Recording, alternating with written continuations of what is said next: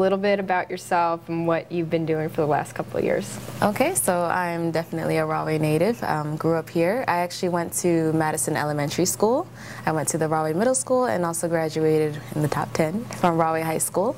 And it's been such a great experience just meeting all the students and all my friends. And also the community here in Rahway is very tight-knit. Everybody knows everyone. So it was just cool to see so many familiar faces, and you know, it's nice to be able to return home back to Rahway. So as you know, after graduating from high school, I actually attended Fordham University, and I was a dance major. And I also got into a professional dance company by the end of my sophomore year in college, and I toured literally all over the world. And now I'm actually back because I finished my 2 years with the company, and now I'm here, and it's like, Rahway, it's so nice to be back here. And I just bumped into a couple of friends last night, actually. So awesome. It's been such a whirlwind just coming from how I started and then going out, but then also coming back home. And as a matter of fact, you know our cameraman, David. Yes, I do. David Palmucci, who is behind the camera. Yes. Awesome. Yeah, it's such a small world, and like I said, it's cool to see everybody growing and coming out of Rahway doing such great things. So it's always a pleasure to feel that feeling. Now, your mother owned a dance studio. Yes. Owns a dance studio, but Rahway Dance Theater. Rahway Dance Theater, and I know that you probably started at a very young age. But Yes. did you know that that's what you wanted to do professionally? Like, was it? Nope. No? No, not at all. I started dancing at the age of 3 through my mother's training, but it was never something I wanted to make as a professional career. I just did it more recreational, and a lot of people don't know that I did other things besides the dance. You know, I was a captain of the cheerleading team, and I also played tennis, and I also did musical theater. So I tried to do it all. I even did chess club in middle school with Mr. Hurston. I'll never forget that experience. But so I tried to be very well-rounded, but dance was just something else on the side. It wasn't something that I wanted to do professionally, but I enjoyed it. And it didn't click until I was auditioning for Juilliard that I wanted to take this seriously. After seeing 500 dancers come in a room and then it gets chopped down to 6. And to realize, wow, I really made it that far. Maybe I should reconsider my talents and my gifts. And that's how it went from there. But I had no intention of being a dancer. I never said it. I just liked it. I enjoyed it. You know, I did it with my mother. And other than that, next thing you know, I'm a professional dancer, and now I love it. But yeah, it was never something I wanted to do.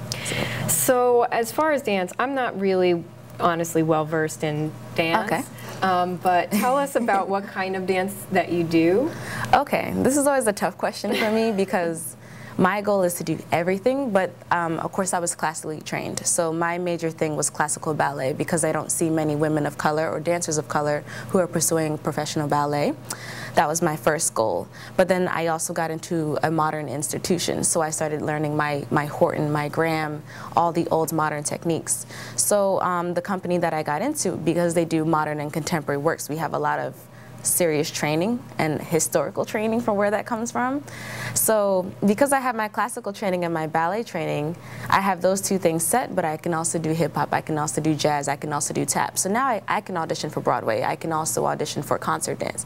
I also did a small video stint with Beyonce, so I can do commercial work. So I've done everything, and I think it's important for dancers now to do everything. You don't always want to stay in one genre, which is cool if you want to, but for me, I prefer to do everything, so I do all styles of dance. Being well-rounded. You want to be well-rounded, yes. Yeah. What was one of the best experiences, like something that you remember? One of the best experiences, there's so many.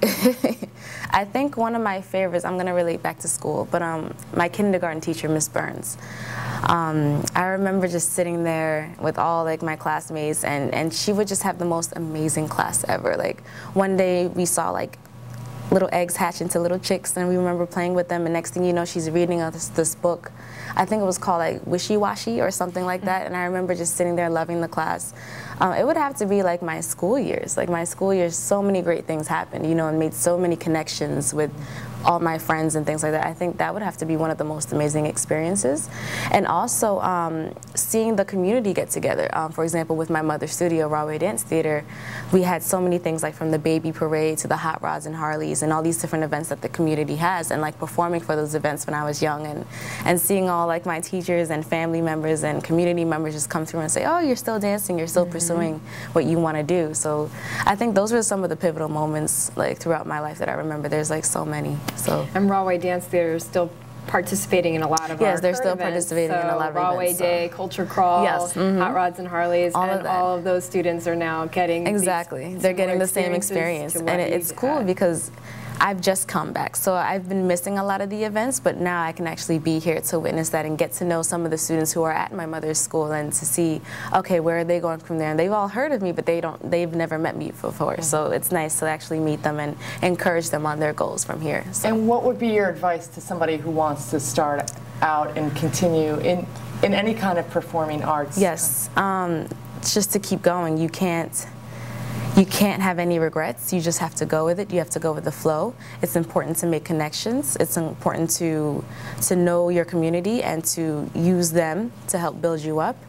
And you just have to keep going. You have to, don't lose sight of what you want to do, because that's something I tend to do. I tend to hesitate. You know, is this a good decision? You're too busy making doubts or thinking about other things, and you should just really just go for it, and it will happen. Things will happen. It's like my big overall advice for them. So you've just got back from Los Angeles, yes. Okay, and touring internationally. Yes. And a lot of traveling. A lot of traveling. So I'm assuming you enjoy that. Tell us a little bit about, you know, maybe where your favorite place to perform was, or your favorite experiences were. So as you know, we do 40 cities in the United States, and we do about like 7 to 8 countries, including Bulgaria, Italy, France, Germany, and then like all over the U.S., Atlanta, New Orleans. Yeah, I think you were emailing me from Luxembourg at one point. All the places we do. Yeah, Luxembourg, I totally forgot. And I think one of my favorite places to perform was Italy. It's beautiful, number one. And the theaters are different from here, because the theaters are actually little cubicles, little boxes. And of course, the king and queen back in the day would sit right in the middle. So it was very extravagant, you know, to see all the audience and the patrons there. And also in Italy, the stages are raked. And that's something we don't have here. So the stages are kind of tilted. So it was kind of challenging to perform on those stages. Like, oh my gosh. Why would they be? But, because it's actually easier for the audiences from everywhere to see the dancers or to see the actors. And it's mostly, you know, for plays and acting. So no, it's very tilted, which was, you know, that was unique for me, and that was very different. But the houses were just amazing. But my favorite place, I think the whole company enjoyed, was New Orleans. One of the dancers was from New Orleans, and we had actually performed in Baton Rouge, and we just had a great time on Bourbon Street, and I'll never forget that day. There was just so many great things. We went to the Marie Laveau's voodoo shop. You know, it was so many cool things. We had beignets. Yeah, it was a great city. So we've had amazing times. Internationally, of course, France would be number one, seeing the Eiffel Tower at night, and I've actually been there like 4 times already. So and the food, the food is so exquisite. Yeah, eating croissants every day, definitely, and crepes, you know. And then Luxembourg, I'd have to say, was another fantastic place. I had a moment to myself just to go, and they have like an underground city. So I was actually just there, just enjoying the time, you know, just alone, and it was so beautiful. Like, I have to go back to Luxembourg as well.